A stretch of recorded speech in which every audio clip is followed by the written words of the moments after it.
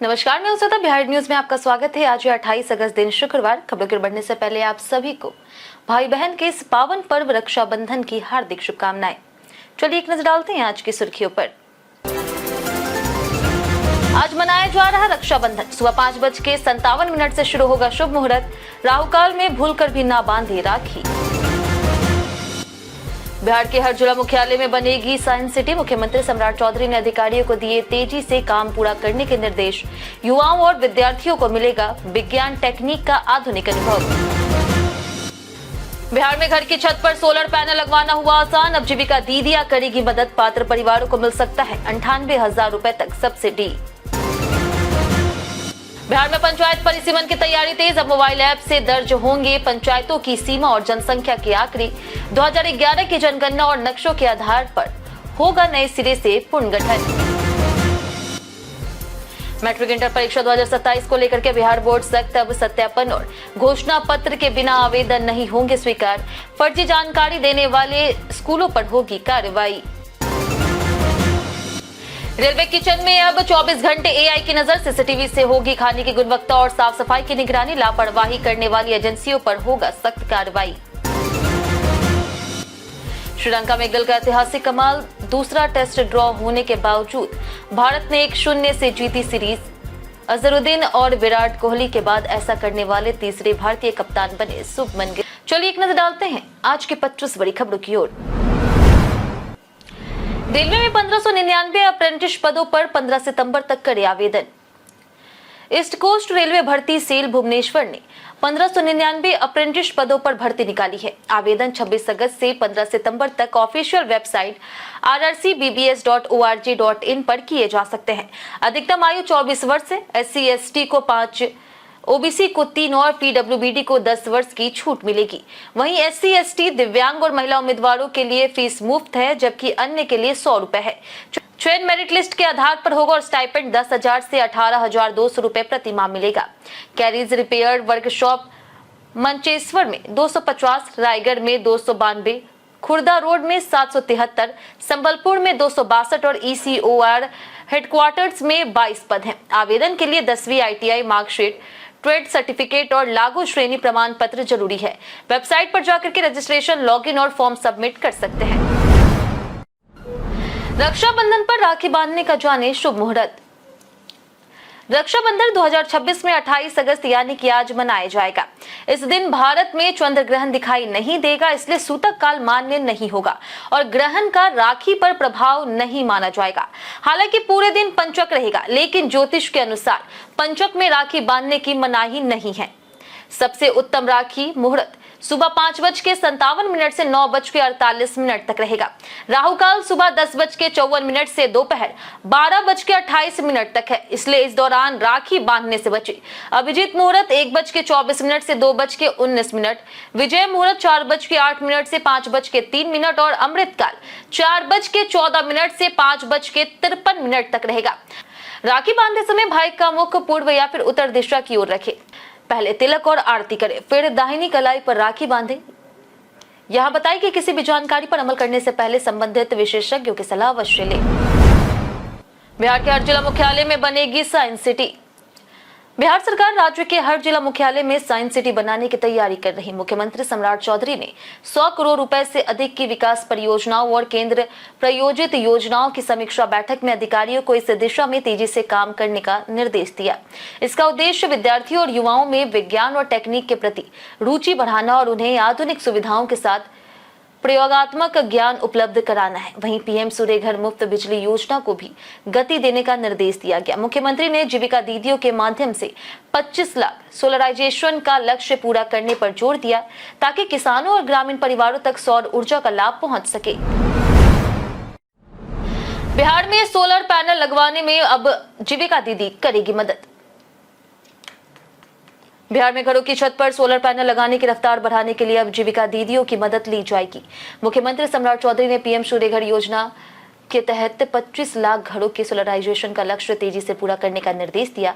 सरकार सौर ऊर्जा के क्षेत्र में महिलाओं, खास करके जीविका दीदियों को जोड़ करके लोगों तक योजना का लाभ पहुंचाना चाहती है। पहले चरण में 2.50 लाख आर्थिक रूप से कमजोर परिवारों के छतों पर 1.1 किलोवाट के सोलर प्लांट लगाने का लक्ष्य है।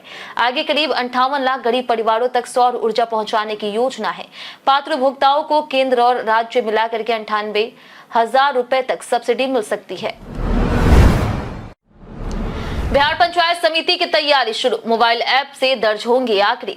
बिहार में त्रिस्तरीय पंचायतों के पुनर्गठन और नए सिरे से परिसीमन की तैयारी तेज हो गई। राज्य निर्वाचन आयोग ने प्रारंभिक प्रक्रिया शुरू कर दी है। पंचायतों की सीमाएं तय करने के लिए 2011 के जनगणना के आंकड़ों, नक्शों और प्रगणक ब्लॉक की जानकारी को आधार बनाया जा रहा। पूरी प्रक्रिया डिजिटल तरीके से होगी और मोबाइल ऐप पर सीमाओं और जनसंख्या से जुड़ी जानकारी दर्ज की जाएगी। इस दौरान राजस्व अभिलेखों में दर्ज बेचुरागी और गैर आबाद गांवों का विवरण भी पोर्टल पर अनिवार्य रूप से दर्ज होगा। आयोग ने जिला और प्रखंड अधिकारियों को दिशा निर्देश जारी कर दिए हैं ताकि तकनीकी तैयारियां पूरी हो चुकी है और जल्द ही जमीनी स्तर पर परिसीमन का काम शुरू होने की उम्मीद है। बिहार में योजना भवनों की मरम्मत अब स्थानीय स्तर पर होगी मंजूर। बिहार के प्रमंडलीय और जिला योजना भवनों की मरम्मत अब स्थानीय स्तर पर तेजी से हो सकेगी। योजना और विकास विभाग ने नई वित्तीय व्यवस्था लागू करते हुए क्षेत्रीय और जिला योजना पदाधिकारियों को 25 लाख रुपए तक की राशि मंजूर करने का अधिकार दिया। पहले छोटे मरम्मत कार्यों के प्रस्ताव भी पटना मुख्यालय भेजे जाते थे, जिससे फाइलें लंबे समय तक अटकी रहती थी। नई व्यवस्था से योजना कार्यालयों का रखरखाव समय पर होने और सरकारी कामकाज के लिए बेहतर सुविधाएं मिलने की उम्मीद है। वित्तीय अनियमितता रोकने के लिए काम पूरा होने के बाद मापी पुस्तक सत्यापन और अधीक्षण अभियंता की अनिवार्य क्वालिटी रिपोर्ट के बाद ही भुगतान किया जाएगा। तिब्बत ग्लोव से गंडक में फ्लैश फ्लड का खतरा, बिहार अलर्ट।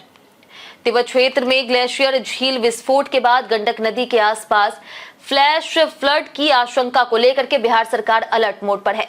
मुख्य सचिव प्रत्यय अमृत ने 27 अगस्त को बैठक कर मुजफ्फरपुर, पश्चिमी चंपारण, पूर्वी चंपारण, गोपालगंज, सारण और वैशाली में तैयारियों की समीक्षा की है। जिलाधिकारियों को एसओपी के अनुसार राहत बचाव की तैयारी पूरी रखने, संवेदनशील क्षेत्रों में लगातार निगरानी और पर्याप्त संसाधन सुनिश्चित करने के निर्देश दिए गए। तटबंधों पर चौकीदारों और होमगार्ड की पेट्रोलिंग बढ़ाई गई है, जबकि एनडीआरएफ और एसडीआरएफ को अलर्ट मोड पर किया गया। वहीं पश्चिमी चंपारण में 5,000 से अधिक लोगों को सुरक्षित स्थानों पर पहुंचाया गया है और 7 कम्युनिटी किचन में 1150 से अधिक लोगों को भोजन कराया गया। फिलहाल स्थिति सामान्य है। प्रशासन ने अफवाहों से बच करके केवल आधिकारिक सूचनाओं पर भरोसा करने की अपील की है। रेलवे किचन में लगेंगे सीसीटीवी, एआई से होगी 24 घंटे निगरानी। रेलवे बोर्ड ने ट्रेनों और स्टेशनों पर मिलने वाले भोजन की गुणवत्ता और स्वच्छता सुधारने के लिए सख्त निगरानी व्यवस्था लागू करने का फैसला किया। आईआरसीटीसी के catering centre, base kitchen, canteen और जन आहार केंद्रों में सीसीटीवी कैमरे लगाए जा रहे हैं। पटना जंक्शन, दानापुर, पाटलिपुत्रा, राजेंद्र नगर टर्मिनल और प्रमुख ट्रेनों की पेंट्री कार की 24 घंटे लाइव मॉनिटरिंग होगी। एआई टेक्निक से चूहे, कॉकरोच या फिर अन्य कीड़े दिखने पर तुरंत अलर्ट मिलेगा। कच्चे माल के भंडारण और खाना बनाने की प्रक्रिया पर भी नजर रहेगी। यात्री रेल मदद पोर्टल पर फोटो के साथ शिकायत कर सकेंगे। लापरवाही मिलने पर संबंधित एजेंसी के खिलाफ नोटिस, कार्रवाई और जरूरत पड़ने पर ब्लैकलिस्टिंग होगी। बिना सत्यापन और घोषणा पत्र नहीं भर सकेंगे मैट्रिक इंटर परीक्षा का फॉर्म।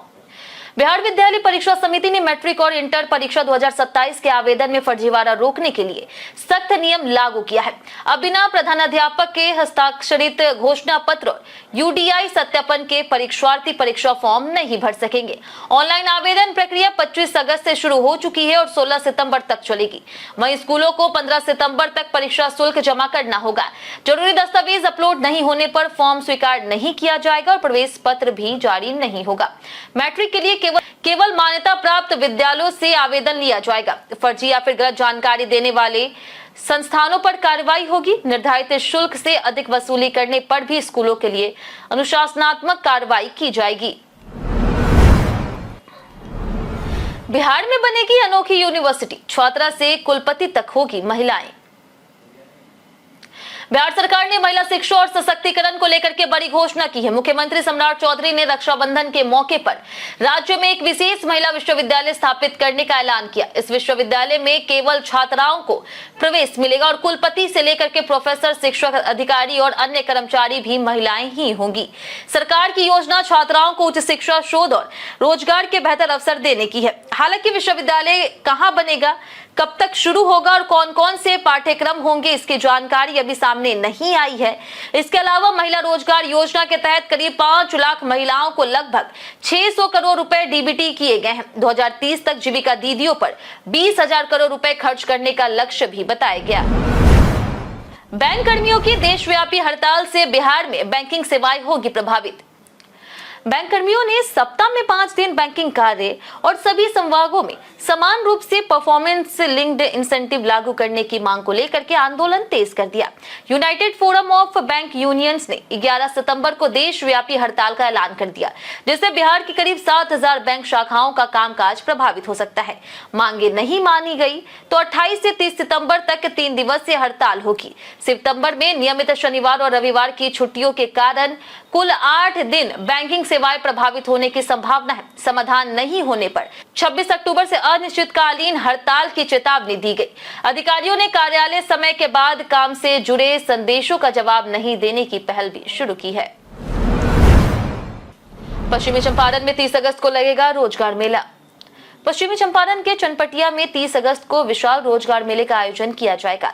चनपटिया विधायक अभिषेक रंजन की पहल पर होने वाले इस मेले में 100 से अधिक मल्टीनेशनल और स्थानीय कंपनियों के प्रतिनिधि शामिल होंगी। आयोजकों के अनुसार विभिन्न पदों पर 25,000 से अधिक रिक्तियां उपलब्ध है। मेले में तकनीकी, गैर तकनीकी, निजी क्षेत्र और स्थानीय स्तर की नौकरियों के अवसर मिलेंगे। अभ्यर्थियों का चयन उनकी शैक्षणिक योग्यता और कौशल के आधार पर किया जाएगा। विधायक के अनुसार जिले के युवाओं को रोजगार के लिए दूसरे शहरों और राज्यों में जाने की जरूरत कम हो, इसी उद्देश्य से यह मंच तैयार किया गया है। रोजगार मेला चनपटिया समेत पूरे पश्चिम चंपारण के बेरोजगार युवाओं के लिए बड़ा अवसर माना जा रहा है। रक्षाबंधन से पहले महिलाओं को बड़ा तोहफा, खातों में पहुंचे पैसे। रक्षाबंधन से एक दिन पहले मुख्यमंत्री सम्राट चौधरी ने मुख्यमंत्री महिला रोजगार योजना के तहत बड़ी राशि जारी कर दी।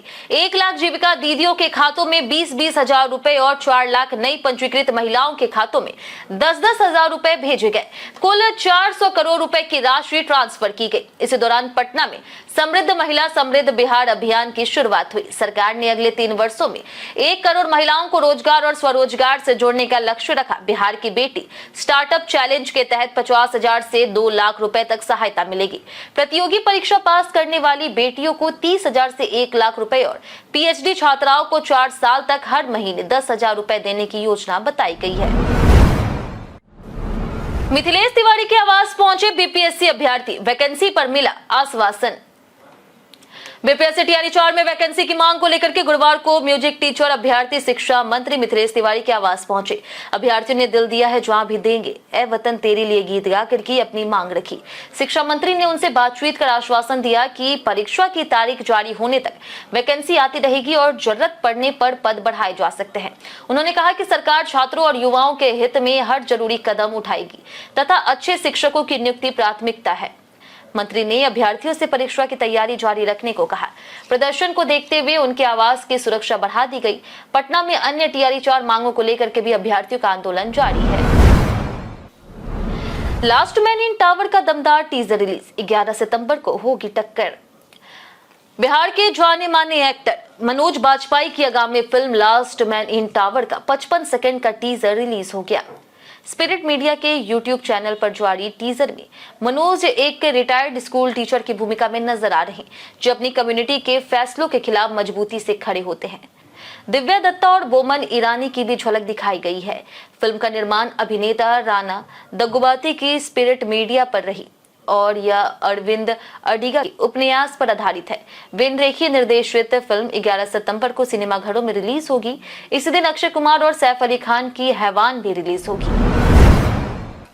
पहाड़ के बीच से गुजरेगा एक्सप्रेसवे, सासाराम में बनेगी टनल। वाराणसी कोलकाता एक्सप्रेसवे का अलाइनमेंट एक बार फिर बदला जा सकता है। बिहार के रोहतास जिले के सासाराम में पहाड़ को चीरकर टनल बनाने का नया प्रस्ताव केंद्र को भेजा गया है। पहले वन विभाग की अनुमति नहीं मिलने और टनल बोरिंग मशीन से निर्माण की अधिक लागत के कारण सुरंग का प्रस्ताव रद्द कर दिया गया था। इसके बाद पहाड़ के बाहर से एक्सप्रेसवे का अलाइनमेंट तय हुआ, जिससे दूरी करीब 15 किलोमीटर बढ़ गई। अब वन्य जीव बोर्ड की अनुमति मिलने के बाद टनल योजना पर फिर काम शुरू हुआ। टनल बनने पर वाराणसी से कोलकाता की दूरी लगभग 15 किलोमीटर घट सकती है। एक्सप्रेसवे 6 लेन का होगा। नगर निकाय नहीं वसूल सकेंगे भारी वाहनों से चुंगी और प्रवेश शुल्क। बिहार के नगर विकास और आवास मंत्री नीतीश मिश्रा ने स्पष्ट किया है कि नगर निकायों द्वारा भारी वाहनों से मार्ग कर प्रवेश सेवा शुल्क या फिर चुंगी की वसूली फिलहाल नहीं की जा सकती। उन्होंने बताया कि मार्ग कर के लिए विभाग ने अभी तक कोई नियमावली या फिर विनियमावली नहीं बनाई है, इसलिए नियम बनने और प्रभाव होने तक किसी भी नाम या फिर माध्यम से ऐसी वसूली पूरी तरह प्रतिबंधित है। विभाग ने सभी नगर आयुक्तों और नगर परिषद और नगर पंचायतों के कार्यपालक पदाधिकारियों को वसूली तत्काल बंद करने का निर्देश दिया। आदेश का उल्लंघन होने पर संबंधित अधिकारियों की जवाबदेही तय होगी और अनुशासनिक कार्रवाई की जाएगी। विभाग शिकायतों की निगरानी भी करेगा। बिहार की आरती और गुड़िया एशियाई खेलों में करेगी भारत का प्रतिनिधित्व। बिहार की 2 महिला रग्बी खिलाड़ी आरती कुमारी और गुड़िया कुमारी का चयन 2026 एशियाई खेलों के लिए भारतीय महिला रग्बी सेवन्स टीम में हुआ है। नवादा की आरती और बिहार की गुड़िया जापान के आईजी नागोया में 19 सितंबर से 4 अक्टूबर तक होने वाले 20वें एशियाई खेलों में भारत का प्रतिनिधित्व करेगी। युवा कार्यक्रम और खेल मंत्रालय के आधिकारिक पत्र के जरिए टीम चयन को अंतिम रूप दिया गया। दोनों खिलाड़ी पहले भी अंतर्राष्ट्रीय स्तर पर भारत का प्रतिनिधित्व कर चुकी है। एशियाई खेलों की तैयारी के लिए भुवनेश्वर स्थित KIIT विश्वविद्यालय में 26 जुलाई से 1 सितंबर तक राष्ट्रीय प्रशिक्षण शिविर चल रहा। फिटनेस, टेक्निक, रणनीति और प्रदर्शन के आधार पर दोनों खिलाड़ियों ने टीम में जगह बनाई। बिहार की महिलाओं पर NFHS 6 रिपोर्ट, डिजिटल पहुंच में सुधार। NFHS 6 की जिलावार रिपोर्ट के अनुसार बिहार में महिलाओं के डिजिटल और वित्तीय पहुंच तेजी से बढ़ी है, लेकिन आर्थिक आत्मनिर्भरता अभी कमजोर है। घर के बड़े फैसलों में विवाहित महिलाओं की भागीदारी 85.1% रही, जो NFHS 5 के 86.5% से थोड़ी कम है। काम के बदले नगद भुगतान पाने वाली महिलाओं का आंकड़ा 16.5% हुआ, जो पहले 12 था। मोबाइल इस्तेमाल में दरभंगा 70.3% के साथ सबसे आगे है, जबकि बैंक खाते के इस्तेमाल में भागलपुर शीर्ष पर है। हाइजीन के मामले में मुंगेर 78.5% के साथ आगे है। वहीं अररिया और बक्सर में सुरक्षित साधनों का इस्तेमाल करीब 48% है। रिपोर्ट बताती है कि डिजिटल पहुंच बढ़ी है, लेकिन रोजगार और नियमित आय के अवसर सीमित हैं। रक्षाबंधन पर बहन को दे ये 5 unicorn budget friendly gadgets. Rakshabandhan भाई बहन के प्यार और विश्वास का त्योहार है। इस मौके पर अगर आप अपनी बहन को उपयोगी और यूनिक गिफ्ट देना चाहते हैं तो बजट फ्रेंडली गैजेट्स अच्छा विकल्प है। LED मेकअप मिरर 500 से 1000 में मिल जाता है। इसमें LED लाइट, रिचार्जेबल और फोल्डेबल डिजाइन मिलता है। स्मार्ट ट्रैकर 800 से 1500 में खरीदा जा सकता है, जो चाबी, पर्स या फिर बैग ढूंढने में मदद करता है। हेयर स्ट्रेटनर जो 700 से 1200 में उपलब्ध हो जाता है और रोजमर्रा में उपयोगी है। वहीं कस्टम LED फोटो फ्रेम 400 से और बेसिक डिजिटल फोटो फ्रेम 1500 से 2000 में मिलता है। यह गिफ्ट उपयोगी होने के साथ साथ यादगार भी है। समस्तीपुर में DCLR 2 लाख रिश्वत लेते गिरफ्तार। समस्तीपुर के रोसड़ा के DCLR कंचन कुमारी झा को निगरानी टीम ने 2 लाख रुपए रिश्वत लेते रंगे हाथों गिरफ्तार किया है। आरोप है कि उन्होंने जमीन विवाद से जुड़े केस को सुलझाने के बदले 2 लाख रुपए नकद और वॉशिंग मशीन की मांग की थी। शिकायतकर्ता मनोज कुमार महतो के साथ टीम उनके सरकारी आवास पहुंची, जहां उन्हें कथित तौर पर रिश्वत लेते पकड़ा गया। मीडिया में चल रही खबरों के अनुसार टीम ने आवास से करीब 13 लाख रुपए नकद भी जब्त किए। छापेमारी के दौरान जमीन विवाद, दाखिल खारिज, बैंक पासबुक और निवेश से जुड़े दस्तावेजों की जांच की गई। कंचन झा करीब 1.5 साल से रोसड़ा में पदस्थ है। DCLR जमीन रिकॉर्ड, राजस्व मामलों, दाखिल खारिज, अपील और भूमि विवादों की सुनवाई करते हैं। जानिए आज कैसा रहेगा बिहार के मौसम का मिजाज। बिहार में अगले 2 से 3 दिनों के दौरान राज्य के अधिकांश हिस्सों में अधिकतम तापमान में विशेष बदलाव की संभावना नहीं है। वहीं अगले 5 दिनों तक न्यूनतम तापमान भी लगभग स्थिर रहेगा। मौसम विभाग के अनुसार उत्तर पूर्व, उत्तर पश्चिम, उत्तर मध्य, दक्षिण पश्चिम, दक्षिण मध्य और दक्षिण पूर्वी हिस्सों में कुछ जगहों में मेघ गर्जन और वज्रपात के साथ 30 से 40 किलोमीटर प्रति घंटे की रफ्तार से तेज हवाएं चल सकती है। दरभंगा, पूर्वी चंपारण, जमुई, मुजफ्फरपुर, नवादा और समस्तीपुर में भारी बारिश की संभावना जताई गई है। राज्य में अधिकतम तापमान 30 से 36 डिग्री सेल्सियस और न्यूनतम तापमान 26 से 28 डिग्री सेल्सियस के बीच रहने का अनुमान है। जमुई में शराब तस्करी का बड़ा खुलासा, स्विफ्ट कार से 144 लीटर शराब बरामद। जमुई के चंद्रमंडी थाना क्षेत्र में पुलिस ने शराब तस्करी के खिलाफ बड़ी कार्रवाई करते हुए चिड़ैया पुल के पास से एक स्विफ्ट कार से करीब 144 लीटर विदेशी शराब बरामद की। पुलिस ने कार सवार दो आरोपियों अजीत कुमार और विकास कुमार को गिरफ्तार कर लिया। बरामद खेप में करीब 185 बोतल विदेशी शराब और 29 बोतल बियर शामिल है। पुलिस को गुप्त सूचना मिली थी कि शराब पश्चिम बंगाल से जमुई लाई जा रही थी। वहां जांच के दौरान कार की तलाशी में शराब मिली। पूछताछ में जमुई और आसपास के क्षेत्रों में इसकी सप्लाई की योजना का पता चला। पुलिस नेटवर्क से जुड़े अन्य लोगों की तलाश कर रही। श्रीलंका में गिल का ऐतिहासिक कमाल, भारत ने 1-0 से जीती टेस्ट सीरीज। भारत और श्रीलंका के बीच दूसरा टेस्ट ड्रॉ रहा, लेकिन भारत ने 2 मैचों की सीरीज 1-0 से जीत ली है। इस जीत के साथ शुभमन गिल श्रीलंका में टेस्ट सीरीज जीतने वाले अजहरुद्दीन और विराट कोहली के बाद तीसरे भारतीय कप्तान बने। भारत ने पहली पारी 503 रन पर घोषित की, जिसमें देवदत्त पडिक्कल ने 117 और ध्रुव जुरैल ने नाबाद 115 रन बनाए। श्रीलंका पहली पारी में 290 रन पर ऑल आउट होकर के फॉलो ऑन खेला। दूसरी पारी में श्रीलंका 429 रन पर रुक गया, जिसके बाद दोनों टीमों ने हाथ मिलाया। सोनल दिनुशक ने नाबाद 133 रन बनाए। उन्होंने दोनों पारियों में 236 रन बना करके प्लेयर ऑफ द मैच जीता, जबकि पडिक्कल ने 328 रन के साथ प्लेयर ऑफ द सीरीज बने। कई कारणों से दर्ज भारत के इतिहास में आज की तारीख 1922 में भारतीय राजकुमारी विजया देवी का जन्म हुआ। 1928 में प्रसिद्ध सितार वादक विलायत खां का जन्म हुआ, जिन्होंने भारतीय शास्त्रीय संगीत को नई ऊंचाइयों तक पहुंचाया।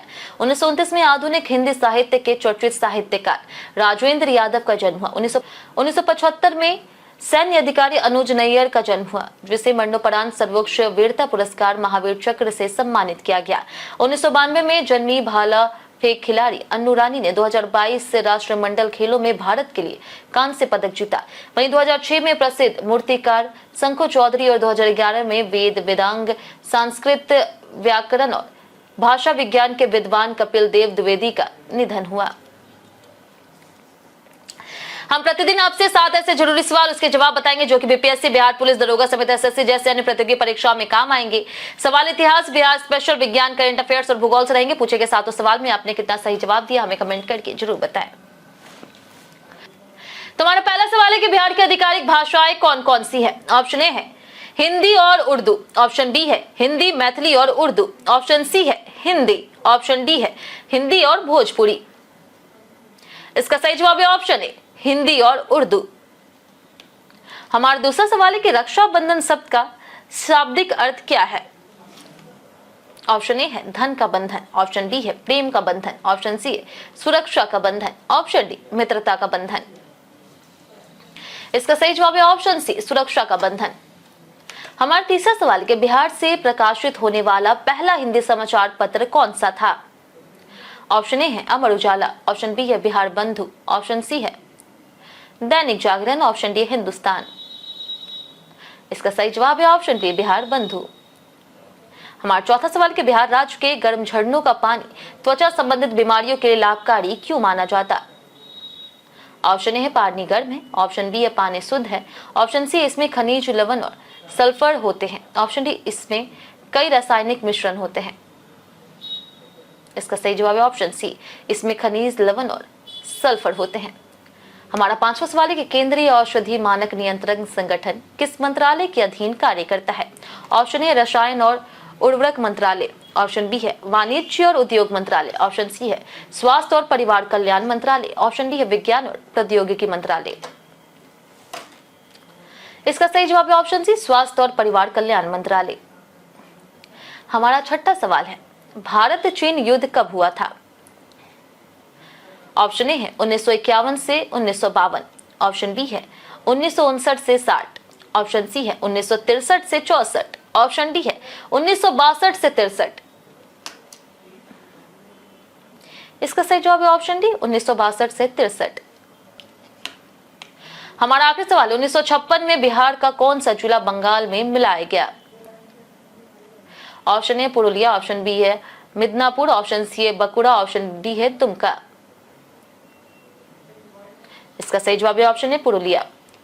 बीते दिन हमारे द्वारा पूछे गए सवाल का जवाब आप लोगों में से बहुत लोगों ने हमारे कमेंट बॉक्स सेक्शन में लिख कर दिया। जिन्होंने हमारे द्वारा पूछे गए सवाल का जवाब दिया उनके नाम है उमा शंकर कुमार, लालदेव कुमार, राजेश कुमार शर्मा, विनोद शाह, राजीव कुमार, जितेंद्र ठाकुर, मुन्ना सिंह, दयानंद सिंह, श्वेता रॉय, संजीव कुमार, अब्दुल मनान, कृष्णा प्रसाद, अमरजीत कुमार, लक्ष्मी मेहता, रमेश कुमार, रणधीर कुमार, राजेश मांझी, प्रमोद कुमार, रेखा देवी, आंचल कुमारी, केशव कुमार, राजकिशोर महतो, अनवर करीम खान, संजय शर्मा, टीके खान, जगन्नाथ शाह, मनोज झा, उपेंद्र कुमार, राम प्रवेश यादव, धर्मेंद्र चौहान, राम बाबू दास, अमन कुमार, मंटू सोनी, गौतम कुमार, विजेंद्र सिंह, राकेश वर्मा, मिथिलेश कुमार, रुपेश सिंह, संतोष कुमार, नौशाद रजा, पुरुषोत्तम कुमार, महमूद आलम, अशोक कुमार, गुड्डू कुमार, रंजन कुमार, श्रीकांत प्रसाद, ऋषभ पटेल, मनोज झा और मनीष राज। इसी के साथ बढ़ते आज के सवाल की। आज का सवाल है, इस रक्षाबंधन पर आप अपने भाई या फिर बहन को क्या गिफ्ट दे रहे हैं? आप अपना जवाब हमें हमारे कमेंट सेक्शन में लिखकर जरूर बताएं। आज के लिए इतना ही। बिहार की तमाम खबरों के साथ बने रहने के लिए देखते रहे बिहारी न्यूज और साथ ही यूट्यूब चैनल पर देखें, चैनल को सब्सक्राइब कर दें और अगर आप फेसबुक पेज पर देख रहे हैं तो लाइक और फॉलो जरूर करें।